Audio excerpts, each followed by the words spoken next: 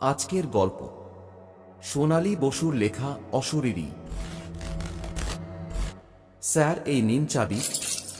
সুব্রত চাবির গোছা এগিয়ে দিল। চাবি নিয়ে রাজশেখর বললেন, তুমি ছাড়া এই বাড়িতে আর কে কে আছে কাজ করা দেখাশোনা করার জন্য? সুব্রত বলল, আমি আপাতত কেয়ারটেকারের ভূমিকা পালন করছি। চম্পা আর গৌর এই বাড়ি ঝেড়ে ও পুঁছে গুছিয়ে রাখে। যারা পিকনিকের জন্য আসে চম্পা তাদের রান্নাবান্নাও করে দেয়। তবে রাতে কেউ থাকে না, তো আমরাও কেউ রাতে থাকি না। সন্ধ্যের মধ্যে কাজ শেষ করে বাড়ি ফিরে যাই।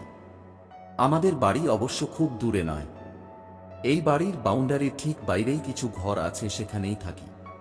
আসলে বাড়ির যিনি প্রথম মালিক ছিলেন তিনি এই ব্যবস্থাই করেছিলেন। রাজশেখর বললেন, তুমি তো আমাকে সেই আদ্যিকালের গল্প শোনাচ্ছ। তোমার মোবাইল নেই যাতে ফোন করলে তুমি জানতে পারবে? সুব্রত বলল, হ্যাঁ আছে স্যার। তবে বুঝতেই তো পারছেন, গ্রামাঞ্চল তো সন্ধ্যার পর ভালোভাবে টাওয়ারের কানেকশন পাওয়া যায় না। রাজশেখর বললেন, ও ঠিক আছে। তা তুমি কি এখনই চলে যাবে? সুব্রত বলল, তা কেন স্যার? আপনারা রাতে কি খাবেন সেটা বলে দিলে চম্পাকে দিয়ে বানিয়ে ঘণ্টাখানেক পরে এসে পৌঁছে দিয়ে যাব। রাজশেখর তার বন্ধু অনিমেষের দিকে তাকিয়ে বললেন, কি হে, রাতে কি খাবে? অনিমেষ এরকম ব্যাপার জানলে খাবার কিনেই নিয়ে আসতাম আসার পথে। রাজশেখর বললেন, আরে অত চিন্তা কিসের? ও তো বলছে রান্না করিয়ে দিয়ে যাবে। তাহলে বলো কি খাবে?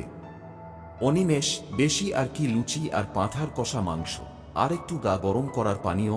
তারপর অনিমেষ সুব্রতর দিকে তাকিয়ে বলল, কি হে, হবে তো? সুব্রত বলল, হ্যাঁ হ্যাঁ, আমিই নিয়ে আসব।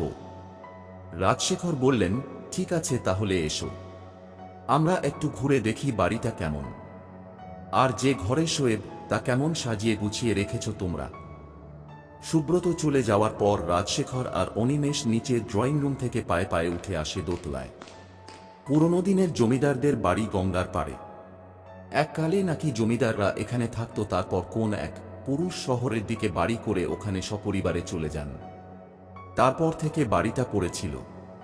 কয়েক পুরুষ পর এক ছেলে, যে বর্তমানে বাড়ির মালিক, বাড়িটা ভাড়া দিচ্ছেন পিকনিক করার জন্য। এত বড় বাড়ি দেখাশোনা করে রাখার খরচ প্রচুর। বাড়ি ভাড়া দিলে কিছু টাকা তো উঠে আসে, তাই এই ব্যবস্থা।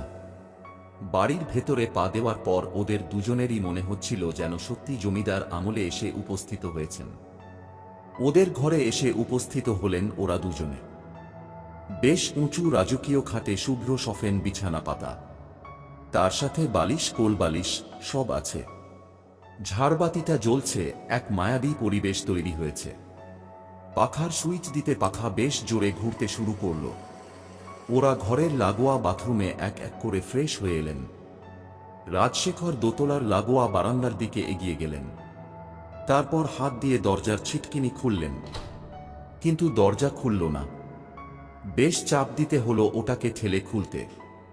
অবশ্য দরজা খুলে যেতেই এক ঝলক ঠান্ডা হাওয়া এলো ঘরে।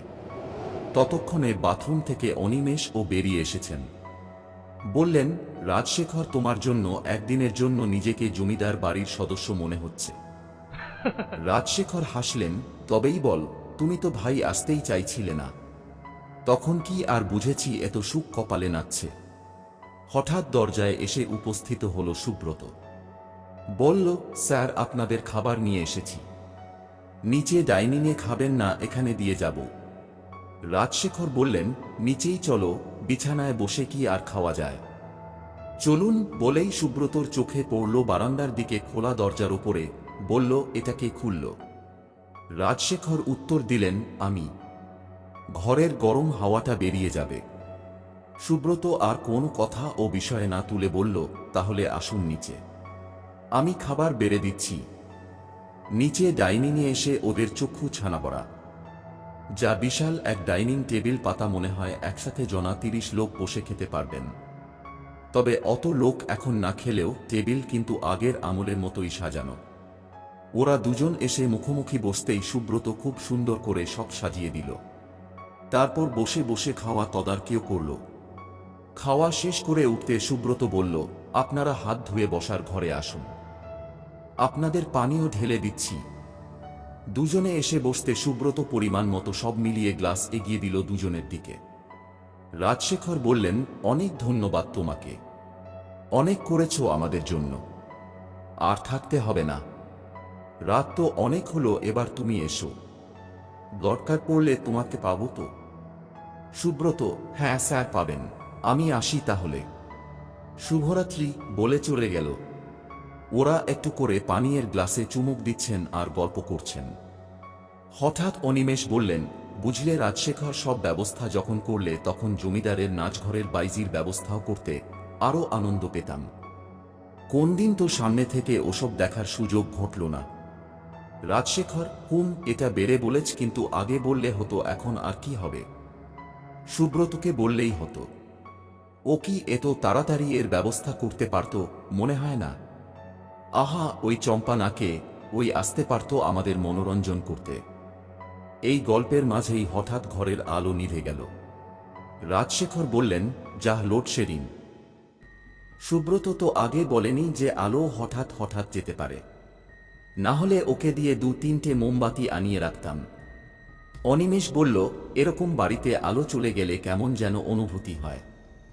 রাজশেখর, কি হে, তোমার ভয় করছে নাকি?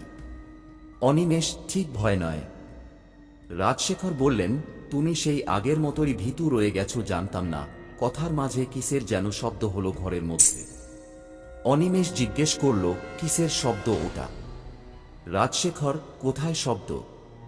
অনিমেষ বললেন, তুমি শুনতে পাচ্ছ না, কিন্তু আমি যে পাচ্ছি ঘুঙুরের শব্দ।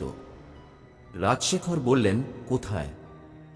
অনিমেষ বললেন, ওই শোনো। এবার রাজশেখর শুনতে পেলেন।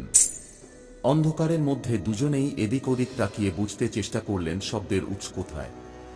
খানিক অন্ধকারের দিকে তাকিয়ে থাকতে থাকতে অন্ধকার যখন চোখে সয়ে গেল, তখন দুজনেই দেখতে পেলেন এক সাদা পোশাক পরা মহিলা সিঁড়ি বেয়ে নিচে আসছে, আর ওর নামার তালে তালে নুপুরের আওয়াজ উঠছে। দুজনেই চমকে উঠলেন। সুব্রত তো বলেছিল এ বাড়িতে কেউ থাকে না, তাহলে এই মহিলা এলো কোথা থেকে? মহিলা কাছে এগিয়ে এলো। রাজশেখর ভয়কে পাত্তা না দিয়ে জিজ্ঞেস করল, কে আপনি? কিন্তু প্রশ্ন করতে করতেই টের পেল ওনার নিজেরই আওয়াজ অত চেষ্টার পরেও কেঁপে উঠল। মহিলার হাসি শোনা গেল। সে কি, তোমরা নর্তকীকে আহ্বান করলে, আর এখন চিনতে পারছো না? রাজশেখর বললেন, তোমাকে কে ডাকলো? আমরা তো ডাকিনি। মহিলা বলল, ডেকেছ তো। তা কি নাচ দেখবে, কত্থক নাকি আধুনিক কিছু? রাজশেখর বললেন, তুমি যাও, তোমায় আমরা ডাকিনি। মহিলা বলল, এখন ডাকনি, কিন্তু তখন তো ডেকেছিলে, আর আমি আমার শিশু সন্তানকে ছেড়ে আসতে চাইনি বলে জোর করে ধরে এনেছিলে, আর যাতে ভবিষ্যতেও একই সন্তানের দোহাই না দিতে পারি তাই ওকে তো মেরেই দিলে। রাজশেখর বললেন, কি সব বলছো আজগুবি, আমরা তোমাকে চিনিই না। মহিলা বলল, চেনো চেনো, তোমাদের রক্তে আছে নারীদের নিয়ে ফুর্তি করা, বদমায়েশি করা, আর তোমাদের কথা মতো না চললে তাদের পৃথিবী থেকেই হাপিস করে দেওয়া। সেই দূষিত রক্ত এখনো শরীরে বয়েই চলেছে, তাই তো একদিন পরেও এ বাড়িতে এসেই নর্তকীর কথা মনে পড়ল। সেবার ক্ষমতার অভাবে প্রতিশোধ নিতে পারিনি, এবার তো ছাড়া যায় না, বলেই দুটো হাত এগিয়ে গেল দুজনের গলা লক্ষ্য করে। এতটাই আকস্মিক আর এত তাড়াতাড়ি ঘটল সবকিছু যে ওরা পালানোরও সুযোগ পেল না। সুব্রত, সুব্রত করে আওয়াজ তুলতে চেষ্টা করেছিলেন রাজশেখর, কিন্তু গলায় স্বর ফুটল না। ওদিকে আঙ্গুলের চাপ বেড়ে চলল গলার ওপর, দুহাতে ধরেও ছাড়ানো গেল না। অনিমেষ আর রাজশেখর দুজনের কথাই আটকে গেল। দুজনেই গোঁ গোঁ করতে লাগল, কিন্তু গলার ওপর চেপে বসা হাত দুটোকে ছাড়াতে পারল না। খানিক পরে দুজনেই গড়িয়ে পড়ল মাটিতে। কিছুদিন পরে পুলিশ এসে উদ্ধার করল পচে গলে যাওয়া দুটি দেহ। অফিসার শুধু ভাবলেন, এরা এখানে এলেন কিভাবে? আপনারা শুনলেন অশরীরী। আপনার কেমন লাগলো অবশ্যই কমেন্ট বক্সে লিখে জানাবেন। আরও ভৌতিক গল্প শোনার জন্য সাবস্ক্রাইব করুন এই মুন নাইট চ্যানেলটাকে। ধন্যবাদ।